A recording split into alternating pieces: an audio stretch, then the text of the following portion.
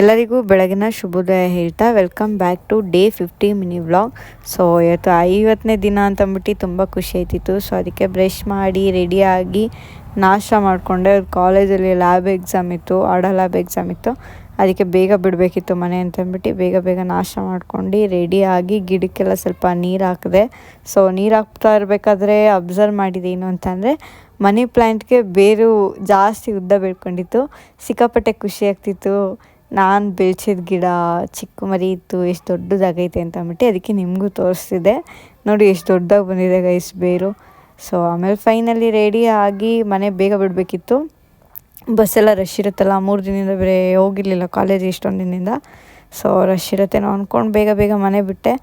ಆದರೆ ಸೋಮವಾರದಷ್ಟೇ ರಶ್ ಇತ್ತು. ಎಲ್ಲ ಬಸ್ ನೋಡಿದ್ರೆ ಒಳ್ಳೆ ಫುಲ್ಲು ಓಡೋಡಿ ಹೋಗ್ತಿದ್ರು. ಹಂಗೋ ಹಿಂಗೋ ಮಾಡಿ ಹೋಗಿ ಓದ್ಕೊಂಡು ಎಕ್ಸಾಮ್ ಚೆನ್ನಾಗಿ ಬರೆದ್ಬಿಟ್ಟು ಬಂದ್ವಿ ಗೈಸ್. ಅಲ್ಲಿ ನಮ್ಮ ರಾಧಿಕಂಗೆ ಪಾಪ ಇನ್ನೂ ಔಟ್ಪುಟ್ ಬರ್ತಿರಲಿಲ್ಲ. ಅವಳು ಇನ್ನೂ ಔಟ್ಪುಟ್ ತೆಗಿತಿದ್ಲು. ನಾವು ವೆಯ್ಟ್ ಮಾಡ್ತಿದ್ವಿ. ಆಮೇಲೆ ಲೇಟಾಗಿ ಹೋಗುತ್ತೆ ಅಂತ ನಾನು ರೀತಿಕಾ ಸ್ವಲ್ಪ ಹೊಟ್ಟೆ ಹಸಿತಿತ್ತು ಅಂತ ನಾಷ್ಟ ಮಾಡಿಕೊಂಡೆ. ನಾನು ಇನ್ನೊಂದು ಸ್ವಲ್ಪ ನಾಷ್ಟ ಮಾಡ್ಕೊಂಡು ನಾವು ಇವತ್ತು ನಾನು ಡಾಮಿನೋಸಿಗೆ ಹೋಗಿದ್ದೆ.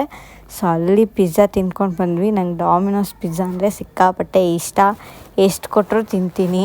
ನನ್ನ ಫೇವ್ರೇಟ್ ಡಾಮಿನೋಸ್ ಪಿಜ್ಜಾ ಅಂತ ಅಂದರೆ ಅದರಲ್ಲಿ ನಾನು ಜಾಸ್ತಿ ತಗೊಳ್ಳೋದು ಈ ಮೀಲು. ಇದು 99 ರುಪೀಸಿಗೆ ಸಿಗುತ್ತೆ. ಲಂಚ್ ಫೆಸ್ಟ್ ಅಂತ ಅಂದ್ಬಿಟ್ಟು ತುಂಬ ಚೆನ್ನಾಗಿರುತ್ತೆ, ಹೊಟ್ಟೆನೂ ತುಂಬುತ್ತೆ. ಆಮೇಲೆ ಐಸ್ ಕ್ರೀಮ್ ತಿನ್ಕೊಂಡು ಮಳೆ ಬರ್ತಿತ್ತು. ಹಂಗೆ ಮಳೆಯಲ್ಲಿ ನೋಡ್ಕೊಂಡು ಒಳ್ಳೆ ವೆದರ್ ಇತ್ತು ಗೈಸ್. ಆಮೇಲೆ ಟ್ರಾಫಿಕ್ಕಿಂದ ಲೇಟ್ ಆಯಿತು. ಬಿಡ್ದಿಲ್ಲೇನೋ ಆಕ್ಸಿಡೆಂಟ್ ಆಗಿಬಿಟ್ಟಿತ್ತು ಅಂತ ಟ್ರಾಫಿಕ್ ಆಗಿಬಿಟ್ಟಿತ್ತು. ಆಮೇಲೆ ಮನೆಗೆ ಬಂದೆ. ನಮ್ಮ ಆಯುಷು ಮನೆಗೆ ಕರ್ಕೊಬಂದುಬಿಟ್ಟ ಗಾಡೀಲಿ. ಅವ್ನಿಗೆ ಸ್ವಲ್ಪ ತೋರಿಸಿ ನಮ್ಮ ಜಿಮ್ಮಿ ಫುಲ್ ಖುಷಿಯಾಗಿದ್ದ. ವಾಕಿಂಗ್ ಕರ್ಕೊಂಡು ಹೋದೆ.